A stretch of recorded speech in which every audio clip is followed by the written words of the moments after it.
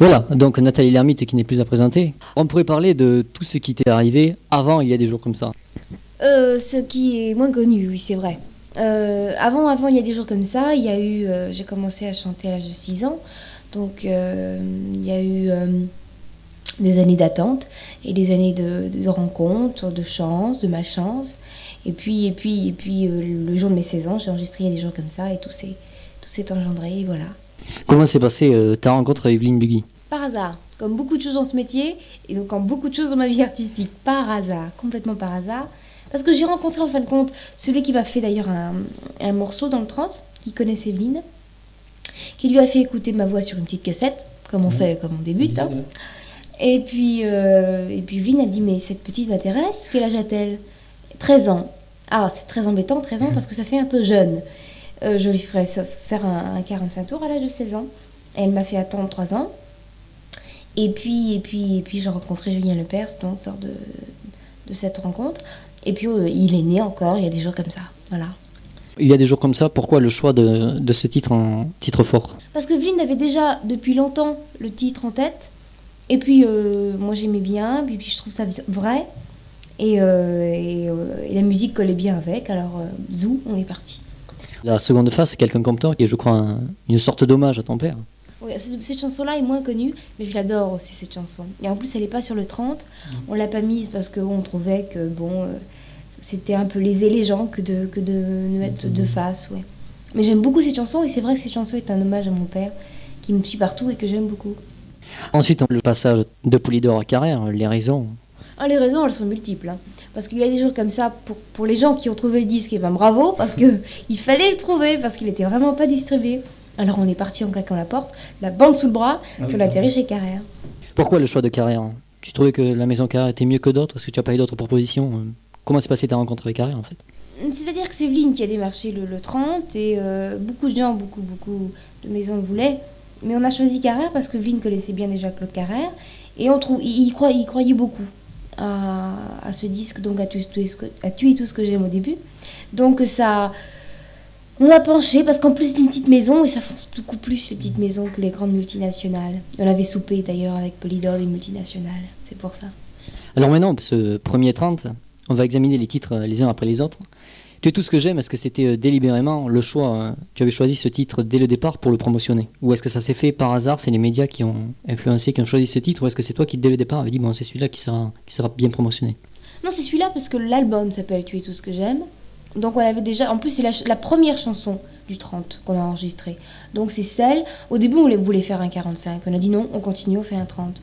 Donc c'était vraiment la chanson qu'on voulait promotionner. Tendrement était une chanson qui nous plaisait beaucoup aussi, c'est pour ça qu'on a ressorti un autre extrait qui s'appelle Tendrement. Deuxième chanson, Jérôme, tu as un regret pour le passé, d'après ce que j'ai cru comprendre en écoutant cette chanson? Ah oui, moi je suis une amoureuse des vieilles pierres, des vieux monuments, des vieux endroits, des petits villages, tout ça. Alors Jérôme, c'est une chanson que j'aime beaucoup et je trouve le texte très vrai pour ça. C'est pour ça que j'ai une tendresse particulière pour Jérôme. Troisième chanson, Pour l'amour libre, conviction personnelle ou hasard? Le hasard. Mais ils ont disait tout par cœur. Ouais, pour l'amour libre parce qu'on trouvait ça marrant et puis le duo avec l'ingénieur du son, on a bien rigolé. C'est tout. Maman Rosa, c'est vrai là aussi? Ça, Maman Rosa, c'est plus nostalgique, Maman Rosa. Ça rejoint un peu Jérôme, parce que ça fait partie un peu des vieilles choses, des vieux sentiments, des choses comme ça. J'aime bien les chansons à ambiance, comme ça. Puis Le chagrin couche dans mon lit, balade nostalgique là aussi un peu. Oui, ça c'est une chanson, chagrin couche dans mon lit, tout ça, bon, ça c'est moins... c'est moins griffé, c'est plus chansonnette. Tendrement, pourquoi une collaboration avec Herbert Léonard? Parce qu'ils étaient dans la même maison, vous avez la même productrice, hein. C'est peut-être tout ça qui a fait que vous avez chanté en duo? Oui, plein de choses, parce qu'il passait par là, parce qu'il trouvait la chanson bien, parce qu'on a la même productrice, parce qu'il chante bien, et puis parce qu'on s'est bien amusé à ce qu'il fasse les chœurs derrière, et avec ses wouhou et tout, c'était bien. Je viens du pays de l'enfance, c'est qu'un hommage à un ami, j'ai vu écrit. Oui. Alors, Je viens du pays de l'enfance a une longue histoire, parce que cette chanson-là, je l'avais enregistrée, j'avais 13 ans. Et hommage à un ami, c'est parce que le compositeur de cette chanson est décédé. C'est pour ça qu'on a mis hommage à un ami. Mais Je viens du pays de l'enfance aussi, j'aime beaucoup ce texte parce que je le trouve complètement vrai. Et j'aime bien ce genre de chanson. Les fringues, c'est une chanson qui reflète parfaitement la jeunesse actuelle, je crois. Ça, c'est clin d'œil, ça. Ça, on a voulu faire les fringues pour remuer un peu tout ça. Hein. Parce qu'on disait, oui, c'est vrai, il y a beaucoup de slow. Bon, j'aime bien les slow. Mais on voulait un truc... on parlait toujours... Déjà, le texte est venu par... On avait déjà la musique depuis longtemps. Et le texte, on parlait tout le temps, d'ailleurs, avec la fille de ma productrice, qui s'appelle Claude.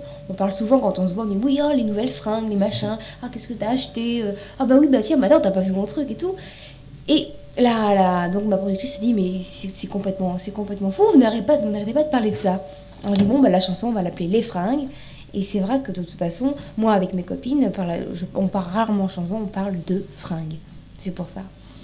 Puis ensuite c'est une chanson qui me rappelle, là aussi c'est quelque chose de très beau, très nostalgique. Ah oui, cette chanson là je l'aime beaucoup. Ça je crois que c'est une de mes chansons préférées. Ça cette chanson je l'aime beaucoup. C'est une chanson nostalgique. Oui, j'ai beaucoup aimé la musique. Et puis les paroles, ça reflète un peu, ça traduit un peu ce que je ressens dans cette musique. Et puis il y a des jours comme ça, là on pourrait dire du remplissage presque à la limite. Et puis j'ai l'impression que tu as réenregistré en plus la chanson. Non, c'est une erreur de la gravure. Ils ont pas pris le bon mixage. Non, c'est pas du remplissage, on a voulu le mettre parce que comme les gens qui n'ont pas trouvé le 45 tours et qui trouveraient le 33 tours, et s'ils avaient entendu des choses comme ça, et si ça les avait plu, eh bien, ils auraient pu trouver, il y a des gens comme ça. Mais non, parce qu'en plus, je l'aime bien cette chanson, donc on a voulu la mettre. Ce 33 tours a été promotionné depuis déjà pas mal de temps, puisque je vois que tu as fait ta première télévision avec cet album il y a déjà 1 an. Oui. Donc c'est une exploitation à long terme. Oui, parce qu'on a un 33 tours, ça dure très longtemps, tu sais. Et le 45 tours, depuis peu de temps, dure très longtemps. Donc, je ne sais pas si on peut parler d'exploitation, on parle de commercialisation. Est-ce que tu penses donc que quand tu fais un 33 tours, tu dois avoir obligatoirement des titres forts, des titres commerciaux, avec tout ce que ça a de péjoratif? Ah bon, on est obligé de toute façon. On est obligé sinon les gens n'achètent pas, donc c'est pas drôle. Tu aurais jamais mis par exemple un titre fort avec une chanson comme Mama Rosa? J'aime bien Mama Rosa. On a du mal à vouloir dire cette chanson-là non, parce que en fait quand on a assisté à sa naissance, on les aime toutes. Donc c'est difficile de dire cette chanson je l'aime pas, parce que ça nous rappelle des souvenirs, parce que puis si on l'a chantée c'est qu'on l'aime en fin de compte, donc on a du mal à dire cette chanson-là est moins bien que l'autre. Aucune préférence, donc aucun titre qui est dans l'album, tu ne préfères? Ah si, quand même, j'ai les chouchous. Ah si, bien sûr. Non, j'ai une chanson c'est une chanson qui me rappelle, ça c'est mon chouchou. Ensuite, Tu es tout ce que j'aime beaucoup, Tendrement, que j'aime beaucoup. Les autres Les autres, je les aime beaucoup aussi, mais moins. On pourrait également parler de quelque chose de cinématographique un peu que tu as fait, avec La Dernière Cigarette, avec Danny Carell. Ah oui, ça, j'ai fait ça complètement par hasard, pour m'amuser, un peu la limite. Et ça m'a beaucoup amusé de faire ça.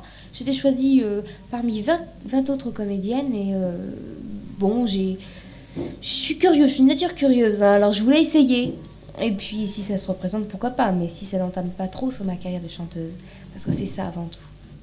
Tu ne penses pas qu'on peut arriver à mêler étroitement les deux, cinéma et chanson? Ah, c'est dur, hein. C'est dur si on veut faire les deux à fond. Et comme je veux faire à fond la chanson, eh ben, je suis obligée d'un peu léser le cinéma. Et puis bon, je suis plus à l'aise devant une caméra de télé qu'une caméra de cinéma. Hein. Je trouve ça, je sais pas, je suis plus familier avec ça. Parle-nous des émissions de télévision dans lesquelles tu t'es produite. Est-ce que le track, il existe? Et si oui, comment le dominer? Ça, le track, c'est pénible, mais on l'a tout le temps. Ça vous bloque, ça ne devrait pas exister. Enfin, ça, c'est autre chose. Mais comment le surmonter?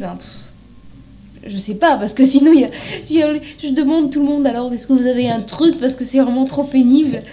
Et à chaque fois, les gens me disent non, il faut respirer fort, il faut... Puis ça part, maintenant, pour l'Olympia. Moi, j'ai une trouille, mais terrible, hein. J'ai les jambes claquettes, hein, carrément. Hein. Et puis, dès qu'on est sur scène, dès qu'on chante, on est tellement content de chanter qu'on oublie. Et puis, paf, quand ça se referme, oh, mon Dieu, qu'est-ce que je fais là? C'est carrément, je me réveille, bonjour. Et c'est impressionnant, on ne peut pas le dominer, on peut pas. Dans toutes les émissions dans lesquelles tu es allée, quelle est celle qui t'a le plus impressionné? Champs-Élysées, sans hésiter. Ah, c'est une émission qui me fait très peur. Enfin, qui m'a fait très peur, parce que, je sais pas... 3 jours avant, j'avais la boule à l'estomac et tout. Oh, mon Dieu, je peux plus manger. Oh là là, j'ai peur et tout. C'est celle qui m'a fait le plus peur. Il n'y en a pas eu d'autres? Toutes les autres sont bien passées? Ou chaque fois que tu es devant un plateau, est-ce que tu as le trac? Oui, j'ai à chaque fois le trac. Oui, tout le temps. Tout le temps. Ton avenir, tu le vois comment? Maintenant, qu'est-ce que tu prépares à question discographie? Alors, mon avenir, j'ai pas vraiment d'avenir. Disons, j'aime pas faire des grands projets. J'aime bien avoir l'avenir à court terme.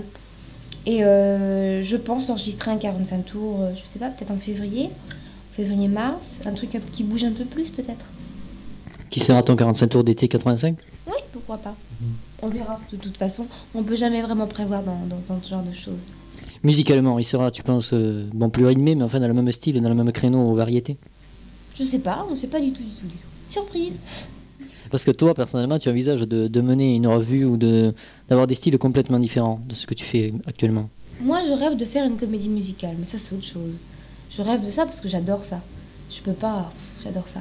Donc, je rêve de monter une comédie musicale. Enfin, ça, c'est des projets, ce sont des rêves. À l'âge que tu as, qu'est-ce que ça t'a apporté d'entrer dans le show business? Qu'est-ce que tu as découvert dans ce milieu? Facile, difficile, jalousie? Bah, il faut, je crois que c'est comme un jeu de société, il faut en accepter les règles. Et puis bon, on jette les dés, et puis on avance les pions. Et puis voilà. Ça fait mal si on tombe? Ah bah en général, ça fait toujours mal quand on tombe.